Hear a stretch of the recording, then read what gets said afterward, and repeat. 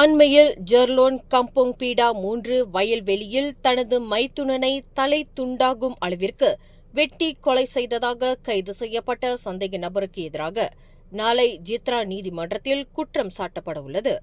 38 வயதான இந்த சந்தேக நபர் இக்கொலை சம்பவம் நடந்த அக்டோபர் 39ஆம் தேதி கைது செய்யப்பட்டு விசாரணைகளுக்காக தொடர்ந்து காவலில் வைக்கப்பட்டிருந்ததாக குபாங் பாசு காவற்படை தலைவர் சூப்பரிண்டென்டன்ட் முகமது ரட்ஸி அப்துல் ரஹீம் தெரிவித்தார்.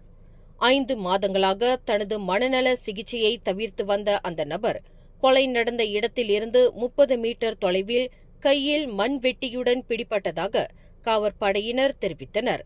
இந்த கொடூரமான கொலை தொடர்பாக அந்த நபர் மீது மலேசிய தண்டனை சட்டத்தின் பிரிவு 302 கீழ் குற்றம் சுமத்தப்பட உள்ளது. மேலும் செய்திகளை தெரிந்து கொள்ள கீழே இருக்கும் பெல் பட்டனை அழுத்துங்கள். உங்கள் மகிழ்ச்சியை வெளிப்படுத்த லைக் மற்றும் ஷேர் செய்யுங்கள். தொடர்ந்து திசைகளோடு இணைந்திருக்க சப்ஸ்கிரைப் செய்யுங்கள்.